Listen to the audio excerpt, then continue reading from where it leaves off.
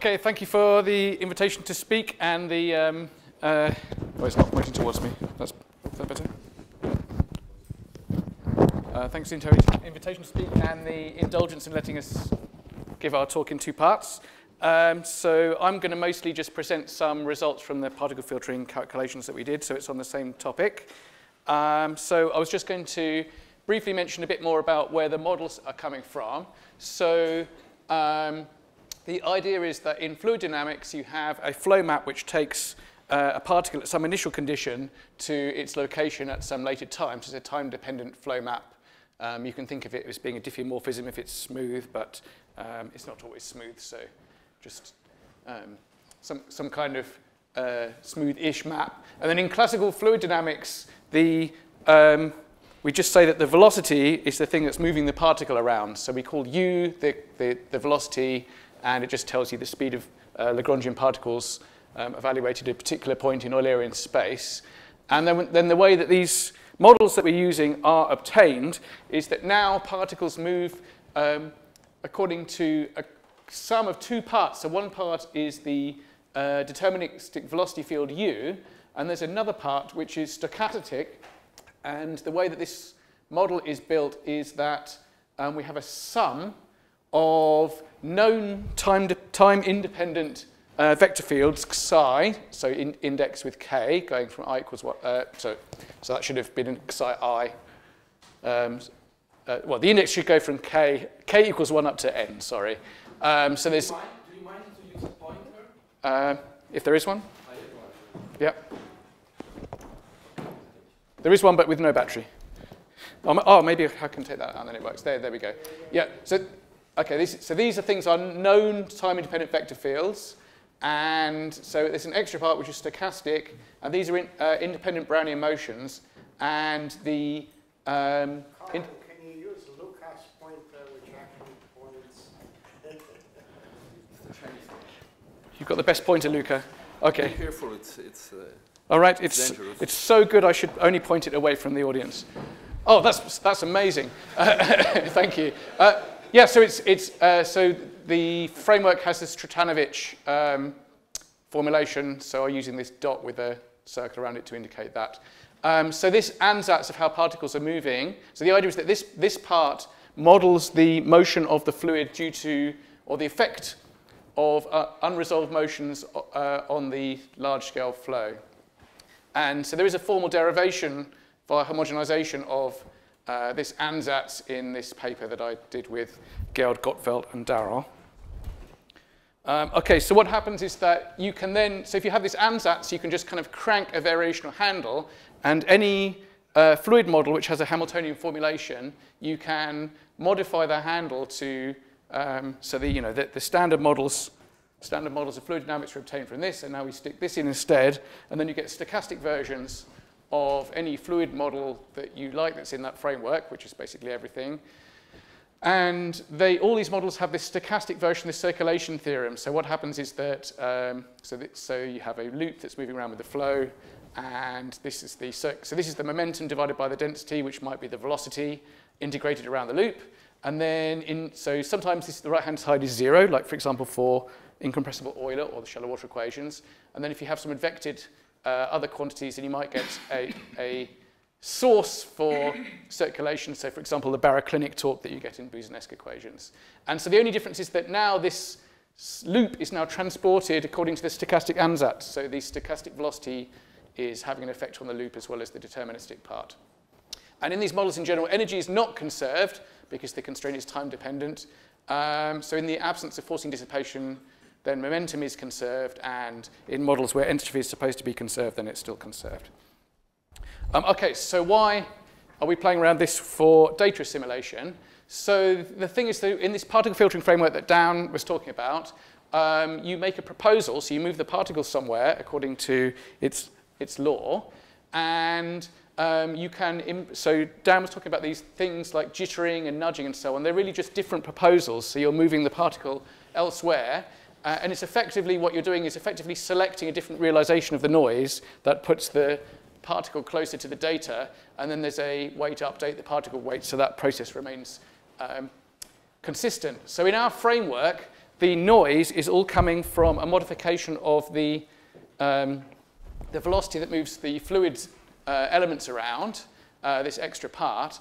And so these different proposals just correspond to choosing a different realization of the stochastic part of the transport in the fluid motion. So it's like we're saying that we got the large-scale flowing fluid velocity a bit wrong, and then we'll select another realization that brings things closer to the data and then reweight things accordingly. So so it's effectively saying that our model, the main error in the model, is from the effective large-scale flow that's moving stuff around.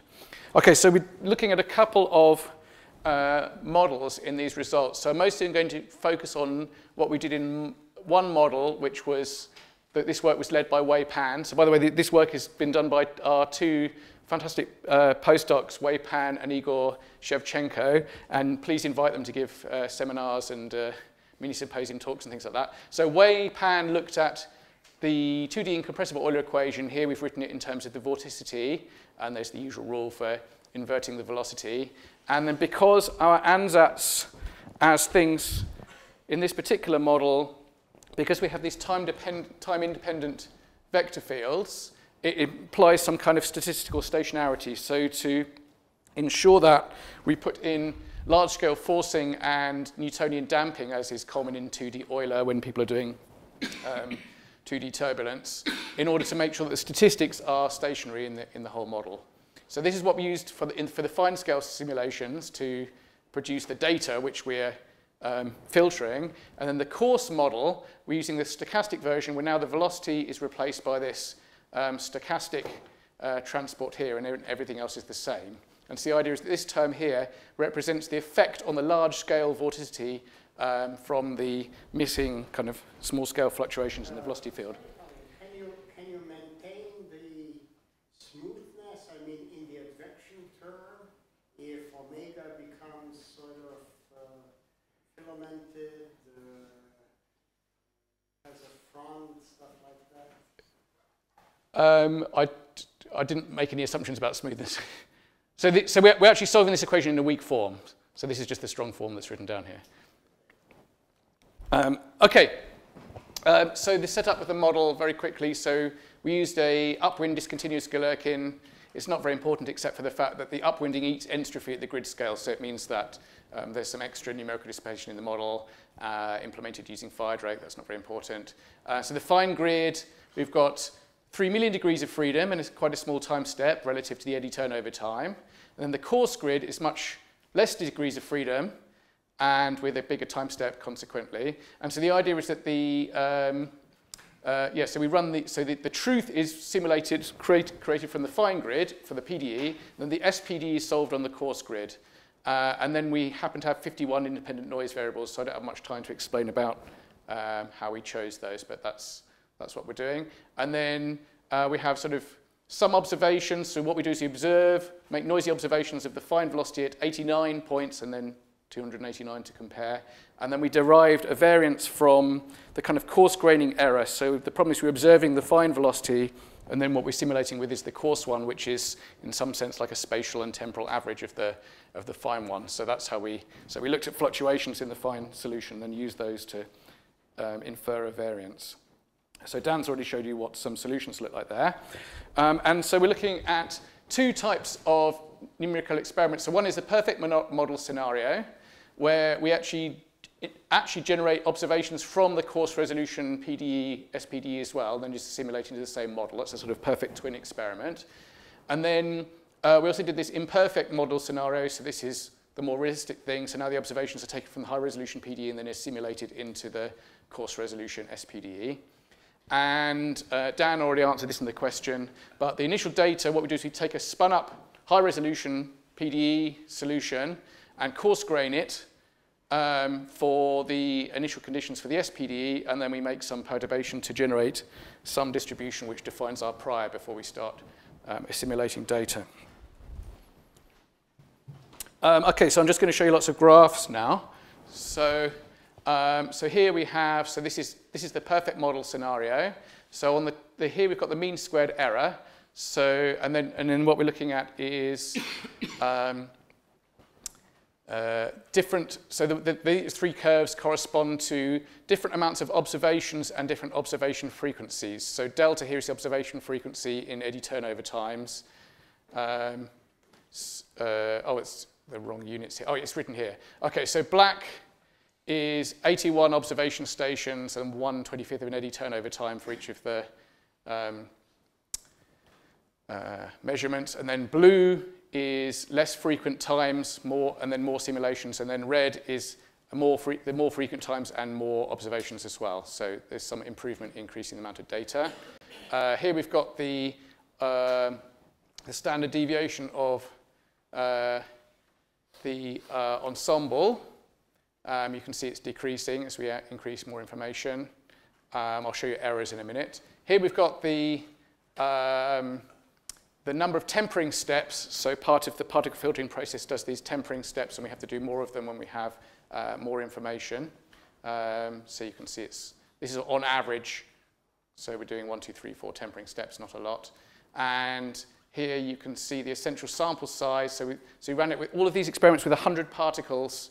So the blue one is going down to 40, the red one about 60, black one's about 80.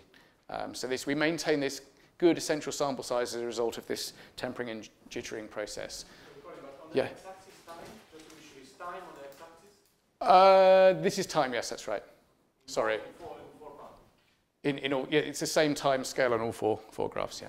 The effective sample size, is that before you at the first? That's before. That's after computing. They just calculate the weights in the. That's right. Yes. Yeah. That's right. Okay, so that's the perfect model scenario, and then you can see things shift a bit for the imperfect model. So now we're simulating data in a different model, and everything looks more or less the same, except that the mean square error is increased a bit from red to blue, which kind of indicates that the fact that we're using a different forward model from the data is having an effect there. So that kind of makes sense. So if you like rank histograms, here are some rank histograms. So these are distributions which should all be flat in a perfect setup, but this is always noisy because the thing is not completely equilibrated. So this is for the perfect model. So here we think things look pretty good, and then for the this is for the imperfect model, and then so things do look a bit more under-dispersed, although again it's kind of hard to tell really. But I'd like to dig a bit more into this. But the fact that we're not accounting perfectly for model error is having an effect on some of these distributions. So this is more. So now what we're doing is we're looking at the. So we've taken 4 of the observation stations, sort of randomly selected, and so this is just to show you how we're doing. So this gold line is what happens if we don't assimilate any data. So we just compute the ensemble mean of the ensemble that we can create at time 0. And you can see it just kind of drifts around. So it looks like it's particularly forgetting about its initial condition in some of these graphs. And then the red line is the true value from the data. And then the pink on the top is the true value after we've added the observation noise. So you can see a bit more of the spread. And then the blue line is the ensemble mean. So the ensemble mean should be tracking this red line if if we have enough data and the particle filter is running stably. And you can see that that's mostly happening with some excursions. We need to dig a bit more to work out if that's due to the stability of the filter or to do with the fact that we just didn't have informative enough data. But that looks nice. So that's for the perfect model. And then things look a bit worse for the imperfect model, probably because the model is not exactly matching the data, but things are still pretty well under control for a lot of these these observations here. Certainly a lot better than ignoring the data completely.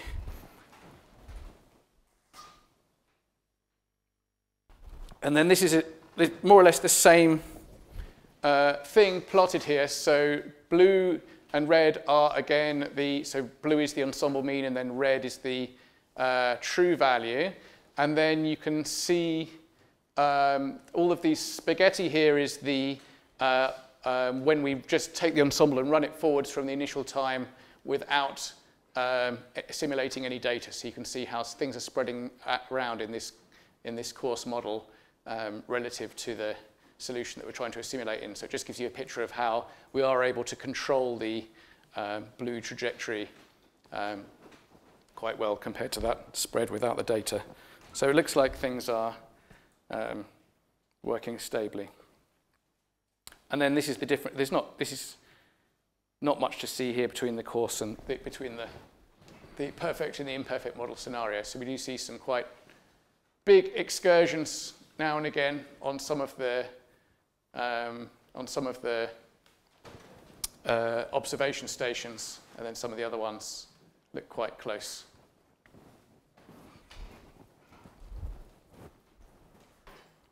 Okay, so that's for this 2D Euler model where we just applied this jittering and tempering technique. And then so with the other model, we did that, and we also looked into nudging as well. So I'll explain a bit more about how we did the nudging. So this model is, so Egor Shevchenko uses the model that Pavel Berlov has developed, which is a 2-layer QG model.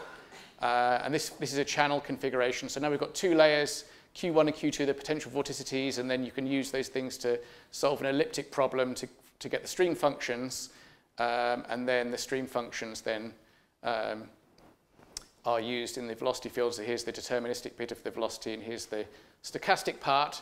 The model has some, so the idea is it's meant to be 2 layers of the ocean. So the bottom layer, so there's some eddy viscosity here, and then there's also another term which is modeling bottom drag. There's a beta plane effect. So I didn't include any plots of what's going on. But what happens in this model is that a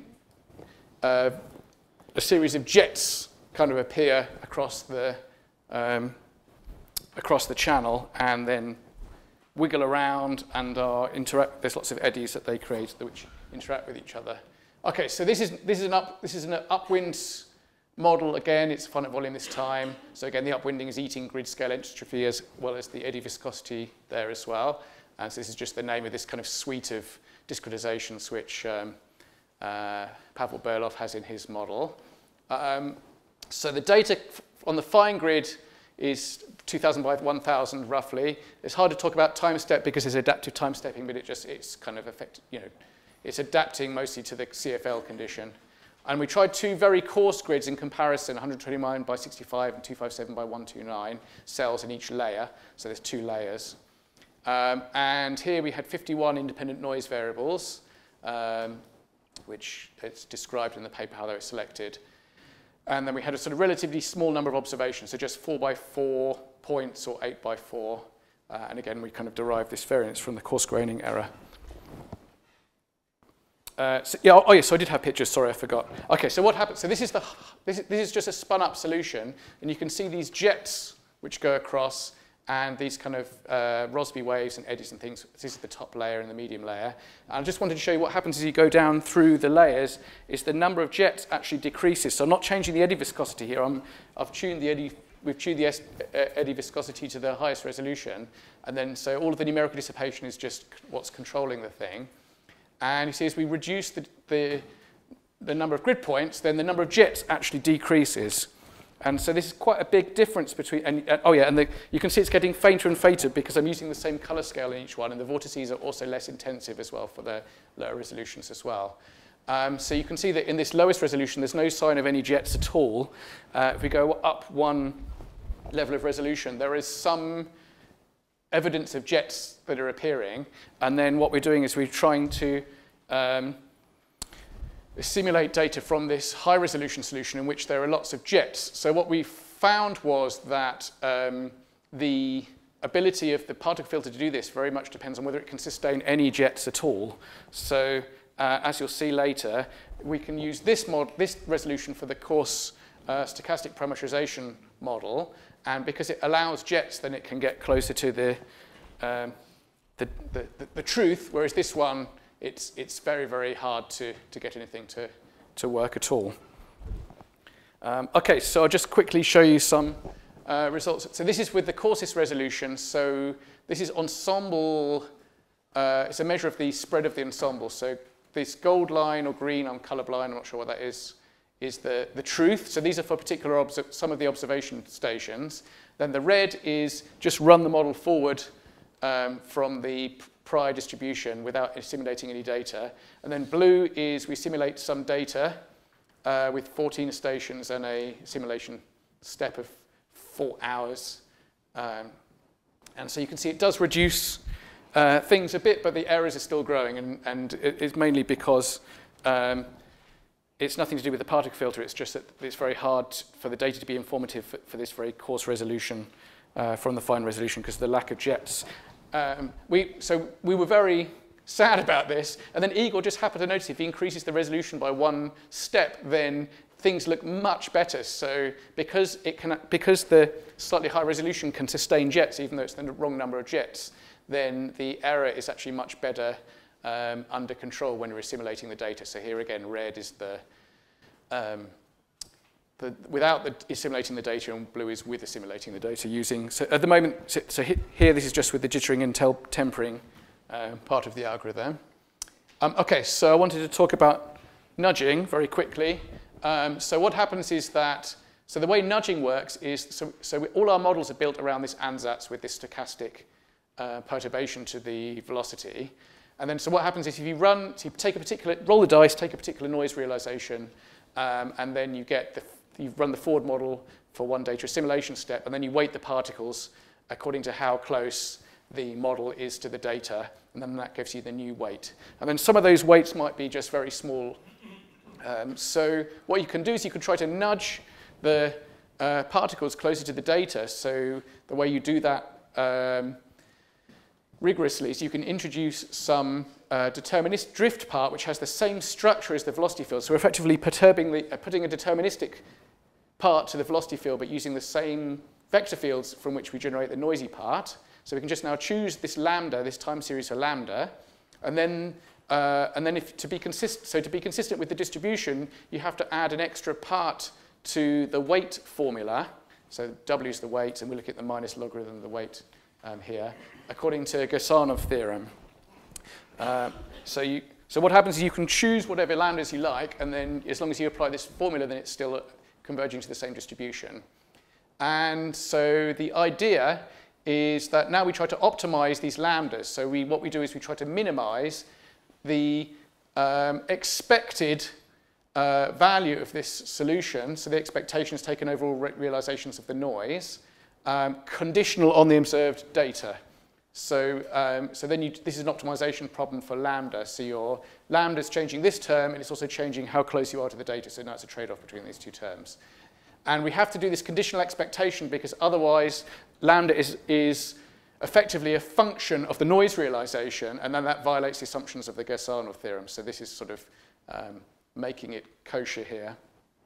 And so we did something very crude, actually. So you would have a lot of control with these lambdas, but in Igor's code, there's no adjoint, so we didn't try to do any gradient optimization. So all we said is, OK, lambda is 0 over the entire assimilation step, except for at the very last corrector stage of the last time step, and this turns the optimization problem into a linear least squares problem, which we can solve on the computer without adjoints.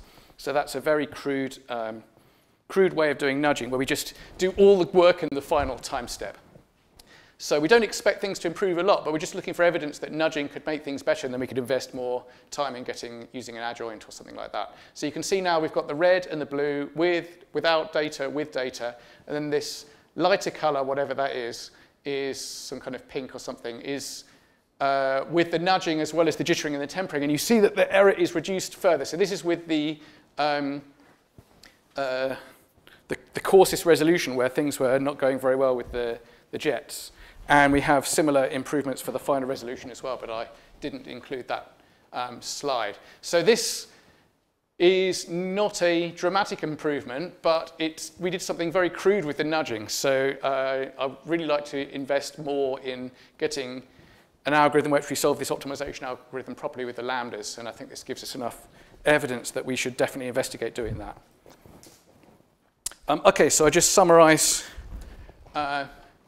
what I said. So this stochastic advection by lead transport formulation, so it incorporates a stochastic model for effective transport by the unresolved motions. And so you can introduce this tempering and jittering and nudging, which are effectively a way of modifying the particle filter proposal by selecting different realizations of this stochastic part of the transport. And we've used this to, I would say, successfully assimilate data from this high-resolution solutions into the coarse resolution PD, which is much cheaper to run than the high-resolution model in these two cases. And then, yeah, so even this rather crude nudging algorithm improved the results. And so there are lots of different directions coming out of this work, but one thing I'd really like to focus on is doing better optimization algorithms based on either a joint optimization or ensemble Kalman filter methods to select better lambdas in this formula. And that's the end.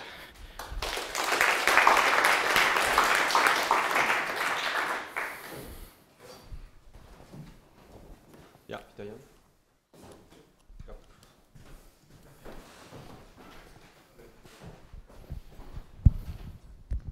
Well, so looking at your results, I'm going to be slightly tough. Yeah, just we know each other, right? So, so someone from the data simulation community might say, well,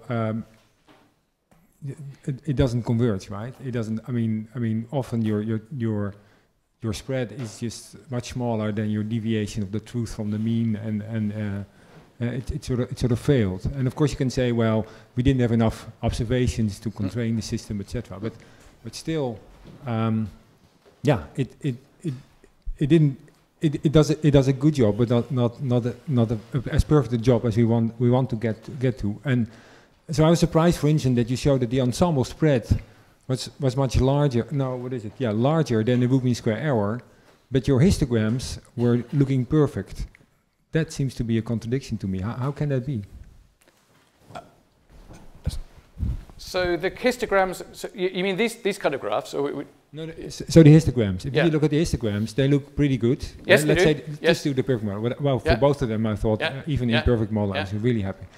But if you look at the root mean square error, you also have the plots of the root mean square error and the spread of the ensemble. So root means having a dispersed ensemble and root mean square error kind of essentially unrelated things, because the root mean square error is just saying that I mean you know if you do you could have so particle filter is a numerical approximation to the real filtering problem, and the particle filter could be perfect, and then the root mean square error is coming from the fact that the solution to the filtering problem has a different mean. I mean, it's not the filtering problem is not guaranteed to have the same mean as the truth. So I think these are just telling you different things. I think we should talk about it. Can you comment on how you chose the cost function for your optimization for the nudging? Yeah, I'll do that a bit more slowly. So,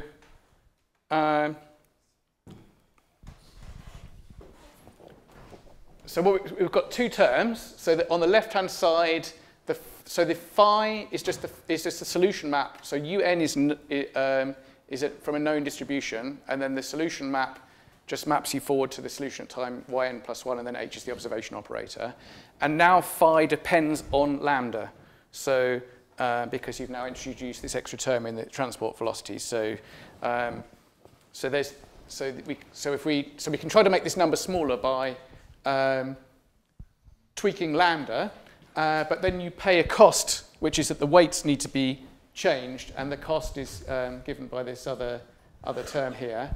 And then now this whole thing needs to be, we have to compute the expectation over all realizations of the noise. So there's a DW, the DWs are from the noise here, and then there's a, also the noise is also hidden inside phi as well. And so it just happens that if you, on the very last time step, it's just an explicit time step for the very fast parts, the last part. So you've already incremented the solution state one more time. So then it's just like a linear noise process. So you can then solve that with the least squares problem.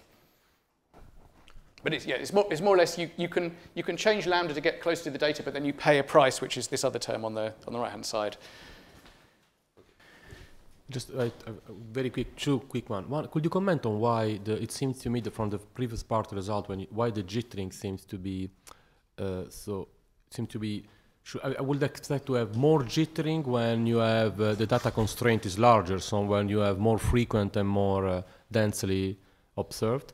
And then if you also can comment on the fact, one of the problems in nudging is that typical nudging is that we don't have, we need nudging forcing term at each computational time step of our model, but data are not that frequent, of course. So usually we need to reconstruct some sort of pseudo data in between. If you can comment on this on your specific problem. Right. So I'm actually I should have chosen better colors. I'm colorblind, so I've got some problems with these plots. But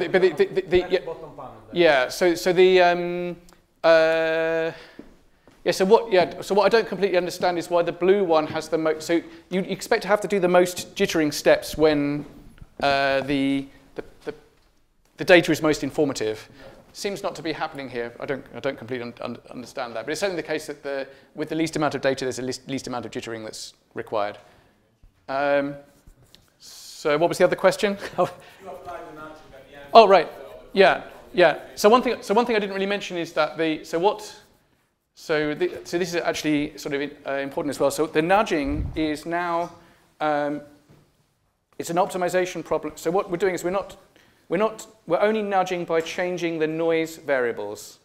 So we're just picking these lambda parameters, and then for over one data assimilation step, then this would be like a nonlinear optimization problem. You can select lambda as a function of time to kind of steer close to all the observations that are there. I think we call it nudging, but it's probably not really the same idea as kind of classical nudging for data assimilation. It's just a way to move the particles so that they are representing the distribution in a way that they're more equally weighted. I think that's so it's not quite the same idea. Okay. Thank you very much, Colin. Thank you.